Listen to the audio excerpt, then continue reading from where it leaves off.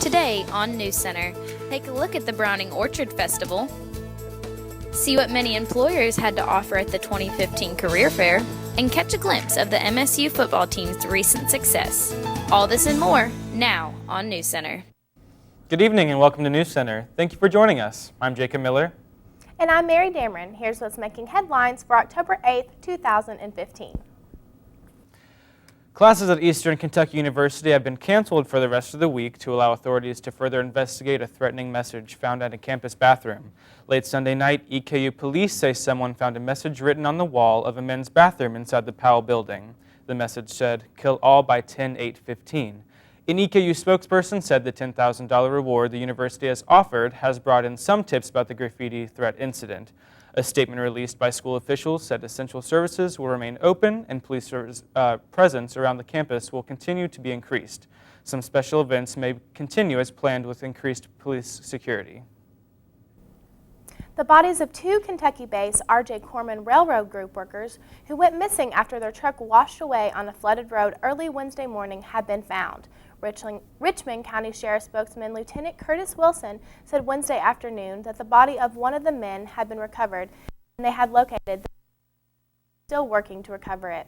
The two men were part of a 5-person crew working near flood-devastated Columbia. 3 other men who were also in the truck are safe, but 2 teams and emergency officials are searching for 2 others. According to R.J. Corman spokesperson Noel Rush, the crew was a part of the storm teams deployed for Norfolk, Southern, and the Carolinas, following this past weekend's historic floods. The crew was helping repair rail lines damaged in the flooding. Kentucky State Police troopers say a man from Mainville, Ohio was arrested on sexual abuse charges. 27-year-old Albert Long Trin is charged with the prohibited use of electronic communication system to procure a minor police officer for sex. Trin was arrested Monday in Round County and was taken to Round County Detention Center. No other details were released. Round County Clerk Kim Davis came up in another debate between the state's 2 majority party gubernatorial debates. Democratic nominee Jack Conway said Tuesday night he could support a narrowly drafted plan providing a religious objections exempt for officials like Davis. Conway said the plan would have to be in line with the U.S. Supreme Court decision legalizing gay marriage nationwide. Republican nominee Matt Bevin also said he supports an exemption based on religious obligations. Bevins repeated his criticism of Conway, the state's attorney general, for not appealing a federal judge's decision to overturn Kentucky's same-sex marriage ban. The Morehead State University Foundation has announced the establishment of the Shirley Hamilton Memorial Scholarship Endowment. Hamilton graduated with a bachelor's degree from MSU in 1957 and earned her master's degree in 1962.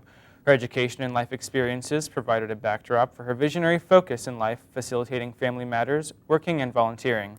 In 1979, she joined the staff at MSU and retired as Director of Community Development and Continuing Education in 2000.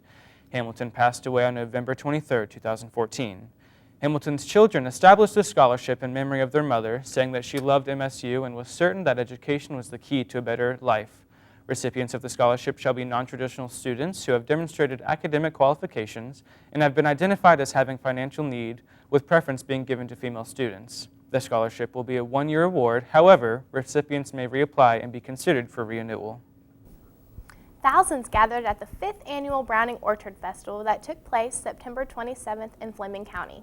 NewsCenter's Courtney Howe was there to bring us this report.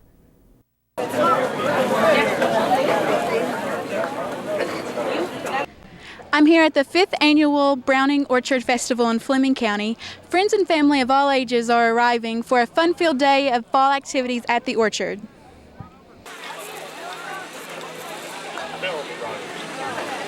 Browning Orchard Festival is a long-standing tradition in this area of Fleming County. The Browning family graciously donated the Browning Orchard to Morehead State University in 2008. Once we acquired the property, we wanted to continue that tradition. It's a really fun time for the community and the folks here. They really enjoy themselves. We have hay rides and pony rides and bluegrass music from our campus kids playing music for us, the traditional music. And then we have student groups that get to sit up and participate in the day, and they do things like they may have caramel apple sales and stuff like that. And then of course, one of the big things for today is the support of the ag department itself. Our ag department and the students there, we grow product for today. Obviously, apples are the centerpiece to all of it, and we have about 17 different kinds of apples that we sell from the property.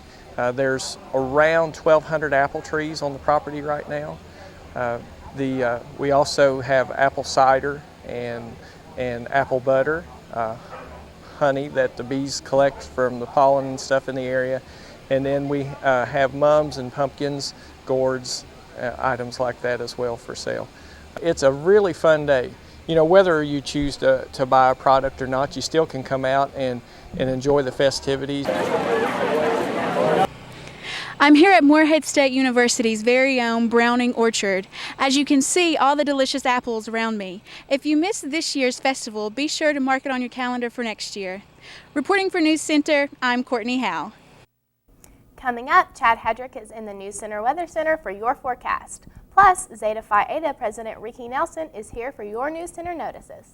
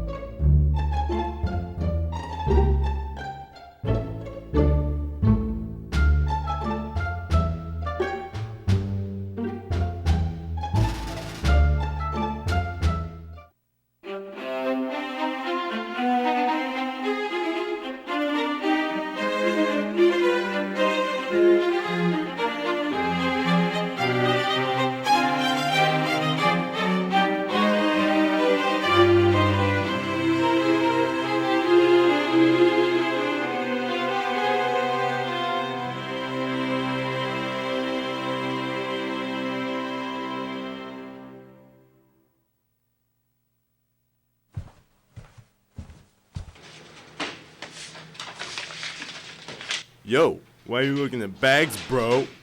What you need is a chick magnet. You put me in the room and boom, chicks. That's what I'm talking about.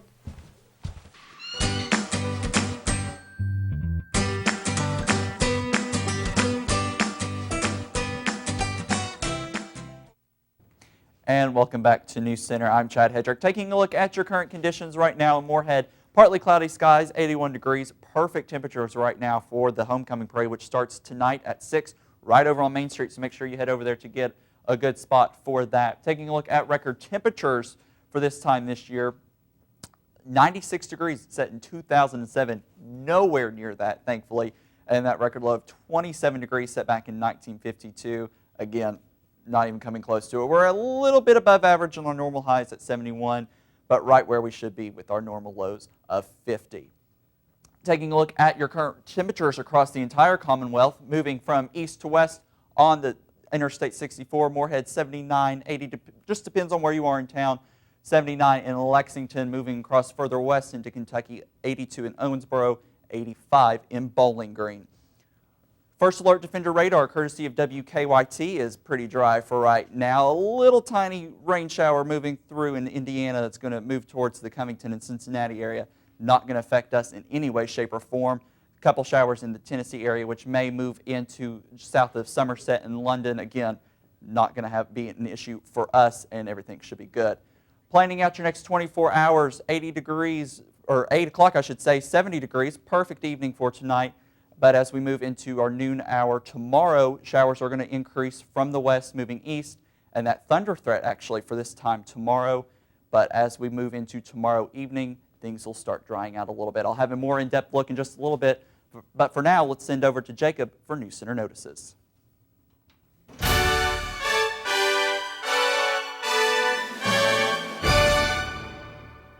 Thanks so much, Chad. I'm joined this evening with Ricky Nelson, the president of Zeta Phi Eta here at MSU. How are you doing tonight? Yep, I'm good. Thank you for having me. Thank you for joining us. So what is Zeta Phi Eta? Okay, Zeta Phi Eta is a professional academic co-ed fraternity that we have here on campus, specifically for convergent media and StratCom majors. It's only open to the people within those majors, and it's very new. It's only been on campus for about a year now, I think, and I'm new president this semester, so Wonderful. We've got a lot planned, a lot we're trying to do. We're trying to move it forward and get it noticed on campus. Wonderful. So what is one of the ways that you're trying to get people to notice about it? Oh, we are having an interest meeting on Tuesday at 7:30 in 309 in Breckenridge. Okay. And that's where we have anybody who's interested in being a member can come and just sit and listen, and I will tell them what Zeta is about, what they'll have to do. I'll tell them about the meetings, and that's where they can just learn about Zeta and where they can meet some members of Zeta already, because there will be members there. Okay, so like what's the purpose of your fraternity for the StratCom and the convergent media majors? What can the members expect? The purpose of it is really just to get everyone together so that we really need more StratCom majors. We're really abundant with the convergent media majors in there right now. We just want to get everybody together and get everybody to know each other so that you can help each other in projects, and you just get to know everyone in your major and in the StratCom major as well, just so you have this to take with you after you graduate. Yeah, wonderful. Well, thank you so much. Your information session is next week again? Yes, Tuesday. Wonderful. And what time? 7:30 and 309. Okay, wonderful. Well, thank you so much for joining you. us. We're going to have an extended look at weather with Chad after the break.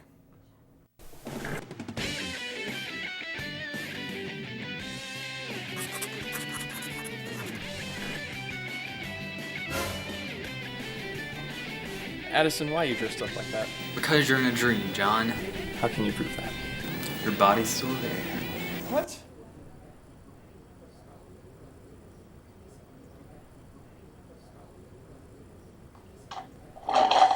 Wake up and smell the coffee. Java City.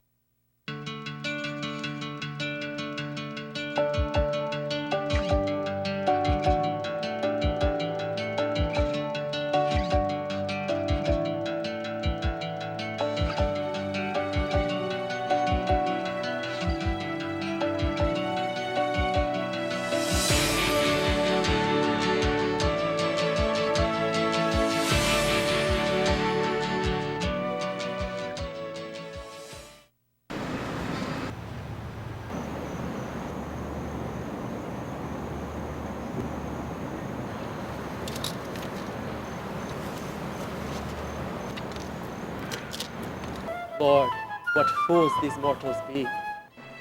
Romeo, Romeo, wherefore art thou, Romeo? I have always depended on the kindness of strangers.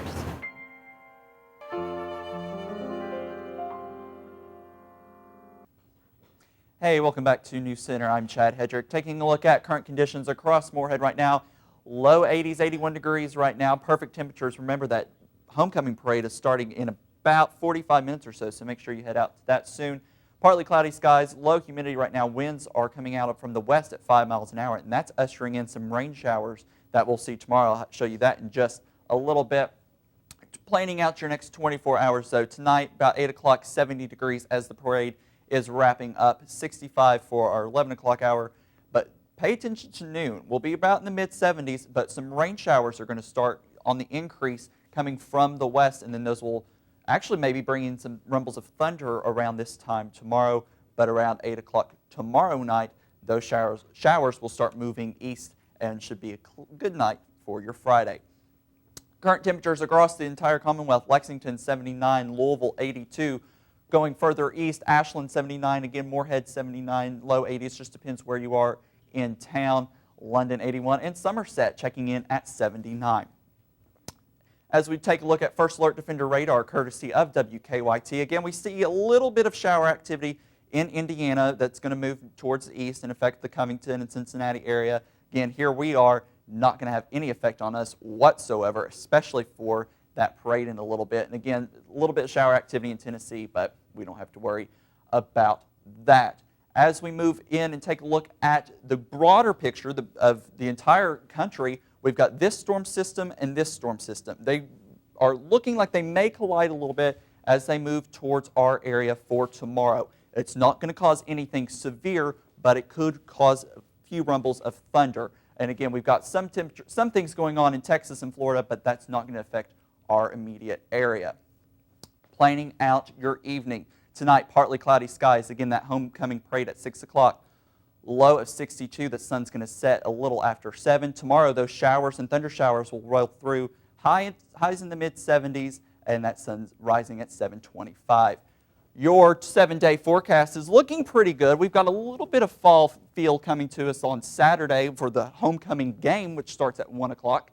And then Sunday will be 71 degrees, and then as we move into Monday and Tuesday, we'll have a high pressure system moving in across the area, which is going to keep things relatively dry for us. And we'll get that fall feel.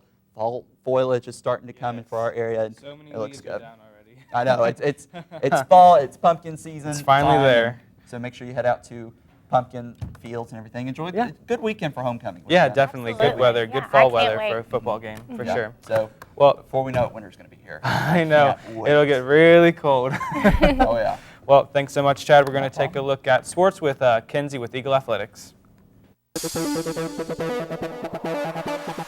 Your home for the Morehead State Eagles, this is NewsCenter Sports.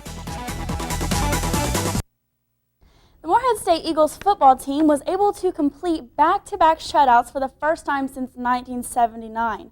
Eagles beat Kentucky Christian University 28-0 and topped Davidson College 28-0.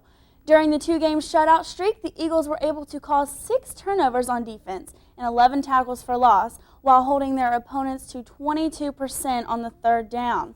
The Eagles are ranked top 5 in the nation in turnovers. Here's first-year defensive coordinator Dante Wright with his thoughts on this year's defense. Turnovers, is it something we practice or preach daily? Yes, it is. We preach every single day. The first man there is to make the tackle. The next guy comes in and tries to strip it out. But it also helps that we're a very good pressure team, which we haven't been in the past. We blitz a good amount. We do a good amount of blitzing, of pressuring, and offenses don't like that because we make the quarterback have to make decisions right now, and that's led to a bunch of interceptions. And lucky we have a bunch of good DBs that can come back here and catch it too. We've become much better tacklers. We've done a great job in tackling, a very, very limited missed number of tackles the last few weeks. That and keeping the ball in front of us, limiting big plays and forcing offenses to try to drive 10, 12 plays down the field instead of getting big chunks at a time, which is what offenses this day want, is big plays. They don't want to drive it down. They're not patient enough to do that. So we've done a great job of forcing them to throw the ball underneath and then coming up and tackling it, and that's really been a huge help for us. But I don't think our approach has been the way it needed to be in terms of work ethic and attention to details and understanding what the defense is and studying the playbook. So that was my first thing was, can we get our lives together, and then also can we dial in and actually understand what's going on with the defense. So that was the biggest thing that we tried to focus on was let's understand the whole thing, let's take the right approach, let's prepare the right way, and it's really paid dividends so far. Despite the 2 recent shutouts, the Eagles fell short this past weekend against Jacksonville University. MSU started hot and took a 7-0 lead in the first quarter, but Jacksonville was then able to score 27 unanswered points. After halftime, Austin Gahafer was able to connect with Justin Cornwall for 2 touchdowns, which gave him 3 for the game. The Eagles also got some second-half help from sophomore kicker Shavi Bash, who connected on a 41- and 32-yard field goal. MSU had a chance in the closing minutes of the game, but failed to recover a forced fumble on the final possession. The Morehead State junior quarterback was able to complete 32 of 53 passes for 324 yards and 3 touchdowns. NewsCenter's Mike Jackson caught up with Gahafer to get his thoughts on the game. We're a lot more veteran. You know, we got a lot of guys that came back on both sides of the ball, offense and defense. And the defense has really stepped up this year. Coach Wright really has made some improvements with the defense, and you know, I think we can do well this year. What's allowed me to be successful this season is the guys around me. I mean, I've got some playmakers on the outside and the slots, and the O-line always does a great job with pass protection along with the running backs. They help with the running game. Justin's just one of our best playmakers on the field. You know, I feel like I can get him the ball in any situation. He's always there to, you know, he just finds a lane, finds a throwing lane, helps me out whenever I'm in a scramble mode or whatever. But he's a big time playmaker for us, that's for sure. What we have to do against Butler to get a win is just continue to play our game. We've had a pretty good offensive last couple games. We still haven't put a game all together, but if we do that, we'll be just fine. Morehead State will take on the Butler Bulldogs this Saturday at 1 p.m. for the homecoming game. Live stats and video will be available on MSUEagles.com. The Morehead State volleyball team faced Eastern Kentucky University and Austin Peay in last week's games. The Eagles went 1-1 as they lost to EKU 0-3 and defeated Austin Peay 3-0. In the first game, the Eagles played great, maintaining a high lead throughout every set. However, they just weren't able to follow through and lost all 3 sets, 27-19, 22-15, and 25-18. Freshman Meredith Jewell and junior Courtney Smith both showed out, as Jewell had a team high of 15 kills and Smith with 11 kills. Although the Eagles had an upset, they came back ready to play against Austin Peay. The Eagles only trailed twice in the first and second sets, and after a 5-point run, they never looked back. Although this was an exciting senior night game, the Eagles had something heavy weighing on their hearts during play. During the game, senior Hannah Segala was honored for not only her seniority, but also because her mother had passed away earlier that day after her hard-fought battle with cancer. But this didn't hold Hannah or her team back from playing their hardest in honor of her mom. With support from her teammates and the members of the crowd wearing t-shirts that read #SegalaStrong, the Eagles persevered and came out on top with a victory. I caught up with head coach Jamie Gordon to see what he has to say about this game and its heartfelt atmosphere, and here are his remarks.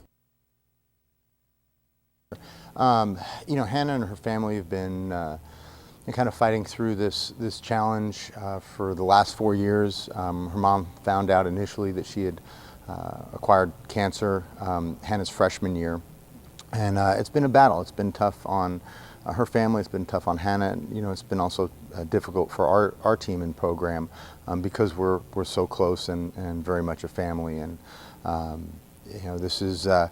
But it's also been something that really has just made us so proud to have Hannah be a part of our lives because we've gotten to see how strong she is and you know, the type of resiliency and just the amazing heart that she has. But just the outpour of support from her teammates, the other athletes and students here at Morehead State, the community, parents, alum that had come in. It was just very moving and overwhelming. You know, Hannah's a very inspiring person. I think a lot of our players and myself as well have gained a lot of strength from just being able to witness how Hannah has managed everything. And you know, so for her to have the match that she did and to handle it in such a exemplary way, I think really helped the rest of the team, and they stepped up and just wanted to do their absolute best to honor Hannah and her family. And now for NewsCenter's famous sports trivia. True or false? Did the MSU baseball team win the OVC championship in 2014? What do you think? I'm gonna go with true on this one. I feel like true is, yeah, right. Definitely true. It is true. They beat Southeast Missouri in the final game 16-3, and the cool thing is that Southeast Missouri was the #1 seed, so that was pretty awesome for us to beat. Wow, yeah, nice. Go Eagles, absolutely. All right, thanks so much, Kinsey. More news after this. It never gets old, huh? Nope. It kind of makes you wanna... Breaking the song? Yup. I love the sunset. I love Eagle Lake. I love the forest. I love when Eagles play. I love the campus! And all its sights and sounds. Boom-de-yada, boom-de-yada, boom-de-yada, boom-de-yada. I love philosophy. We love diversity. I love English. And all its weird words. I love the music. And all its melodies. Boom-de-yada, boom-de-yada. Boom-de-yada, boom-de-yada. I love fraternities. I love sororities. I love to draw things. And all the athletes. I love Morehead. It's such a pretty place. Boom-de-yada, boom-de-yada, boom-de-yada.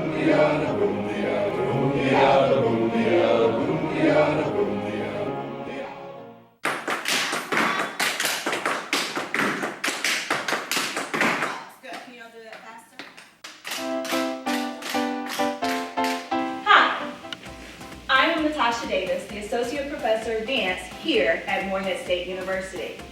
Under the Dance Minor program, you will learn a variety of genres of dance, including tap, ballet, modern, jazz, hip-hop, African, dance composition, dance improvisation, dance history, intro to dance, and Pilates. If you are interested, you can become a member of our National Dance Honors Fraternity, Delta Chi Xi. This fraternity offers students the opportunity to spread dance not only on our campus, but throughout the community. If you're interested in any of our classes, please come and contact me, Professor Natasha Davis. And never miss a chance to dance. The career fair took place in Adak on the Tuesday before fall break. NewsCenter reporter Jacob Valeria was there to learn more about what all the career fair has to offer. Twice a year, we put on a career fair, and the objective is to have students and alumni and community members the opportunity to come in and network with employers who are hiring interns, part-time positions, as well as full-time positions. We also have graduate schools for students who are going to continue their education.